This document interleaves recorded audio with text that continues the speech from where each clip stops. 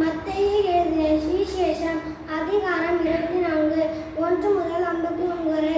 இயேசு தேவாலயத்தை விட்டு புறப்பட்டு போகையில் அவருடைய சீஷர்கள் தேவாலயத்தின் கட்டுங்களை அவருக்கு காண்பிக்க ஆழத்தில் வந்தார்கள். இயேசு அவர்களை நோக்கி, இவர்களெல்லாம் பார்க்கிறீர்களே, இவ்விடத்தில் ஒரு கல்லின் மேல் ஒரு கல் இராதபடிக்கு எல்லாம் இடிக்கப்பட்டு போகும் என்று மெய்யாகவே உங்களுக்கு சொல்லுகிறேன் என்றார். பின்பு அவர் ஒலிவ மலை மேல் உட்கார்ந்திருக்கையில் சீஷர்கள் அவரிடத்தில் தனித்து வந்து, இவைகள் எப்பொழுது சம்பவிக்கும்? உம்முடைய வருகைக்கும் உலகத்தின் முடிவுக்கும் அடையாளம் என்ன?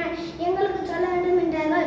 இயேசு அவர்களுக்கு பிரதியுத்தரமாக, உலகம் உங்களை ஒன்றாக எச்சரிக்கிறார்கள்.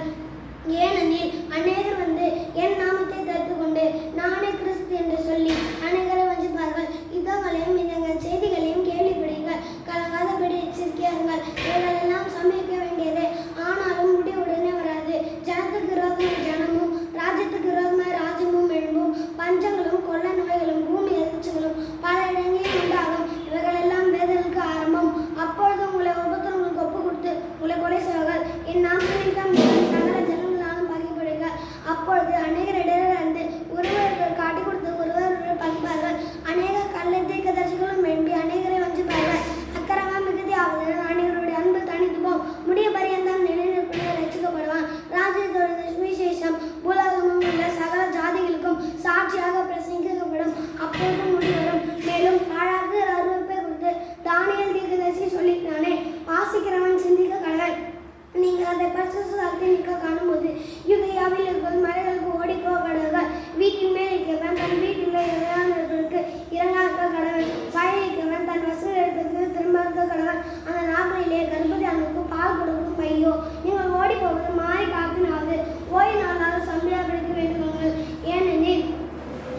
ஏனெனில் உலகம் உண்டான முதல் இதற்கும் சம்பவிக்கிறார். இனிமேலும் சம்பிரதாயம் மிகுந்த உபத்திரம் அப்போது உண்டாயிருக்கும். அந்த நாட்கள் குறைக்கப்பட இருந்தால் ஒரு நாளும் தப்பிப்பதில்லை. தேர்ந்து கொள்ளப்பட்ட நிமித்தமோ அந்த நாட்கள் குறைக்கப்படும். அப்பொழுது இதோ கிறிஸ்து இங்கே இருக்கிறார், அதோ அங்கே இருக்கிறார் என்று எவனாலும் சொன்னால் நம்பாதீங்க. ஏனெனில் கள்ள கிறிஸ்துகளும் கள்ள தீர்க்கதரிசியும் எழும்பி கூடுமானால் தேர்ந்து கொள்ளப்பட்டவர்கள் மஞ்சுக்குத்தக்கதாக பெரிய அடையாளங்களும் அர்த்தம் செய்வார்கள். இதோ முன்னதாக உங்களுக்கு அழுத்துகிறேன். ஆகையால் அதோ வனதத்தில் இருக்கிற என்று சொல்லாமல் புறப்படுங்கள். இதோ அரைவீட்டுக்குள் இருக்கிற என்று சொல்லாமல் நம்பார்கள்.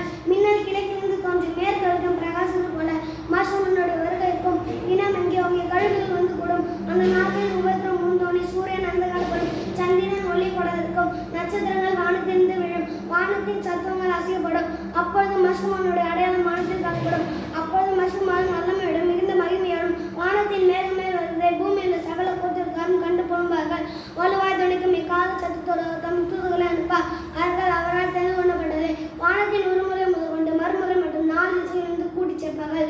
அத்தி மரத்தினால் ஒரு ஓமையை கற்றுக்கொள்ளுங்கள். அதிலே இளைஞரை தோன்றி துளிரும் போது வசந்த காலம் சமயமாயிற்று என்றார்கள். இவர்களெல்லாம் நீங்கள் காணும் பொழுது அவர் சமயமாய் வாசலையே வந்திருக்க என்று அறியுங்கள். இவைகளெல்லாம் சம்பிக்கும் முன் இந்த சந்ததி ஒழிந்து போகும் என்று மெய்யாகவே உங்களுக்கு சொல்கிறேன். வானமும் பூமியும் ஒழிந்து போகும், என் வார்த்தைகளை ஒழிந்து போவதில்லை. அந்த நாளையும் அந்த நாளிகையின் பிதா ஒருவர மற்றவரும் அறியான், பரலோகத்தில் உள்ள தூதரும் அறியார்கள். நோவாவின் காலத்தில் எப்படி வந்ததோ அப்படியே மனுஷன் காலத்தில் நடக்கும். எப்படி நீ ஜலப்பெருக்கு முன்னான காலத்திலே நோவா வேலைகள் பிரவேசிக்கும் நாளுக்கும் ஜனங்கள் குசித்தும் குடித்தும் பெண் கொண்டும் பெண் கொடுத்தும் ஜலப்பெருகளும் அந்த அநேரை மாறு கொண்டு போக மட்டும் உண்டாதார்கள். அப்படியே மனுஷன் காலத்தில் நடக்கும். அப்பொழுது 2 பேர் வாயிருப்பார்கள். ஒரு நேற்று கொள்ளப்படுவான், ஒரு கைவிடப்படுவான். 2 ஸ்திரீகளை இந்திரம் மாற்றிக் கொண்டிருப்பார்கள். ஒருத்தி ஏற்றுக்கொள்ளப்படுவார், ஒருத்தி கைவிடப்படுவார். உங்கள் ஆண்டவர் நாளிலே வருவார் என்று நீங்கள் அறியாதபடியால் வீழ்த்துங்கள். திருநா நாமத்தில் வர என்று வீட்டு எஜமானன் இருந்தார். அவன் வீழ்த்திருந்து தன் வீட்டு கண்ணமிட ஓட்டான் என்று அறியுங்கள். நீங்கள் நினையாத நாளிலே மனுஷன் வருவார். அதனால் நீங்களும் மாற்றினாங்க. ஏற்ற வேலையிலே தன் வேலைக்காரருக்கு போஜனம் கொடுத்து அதை விசாரிக்கும்படி எஜமானத்தை உண்மையை விவேகங்களை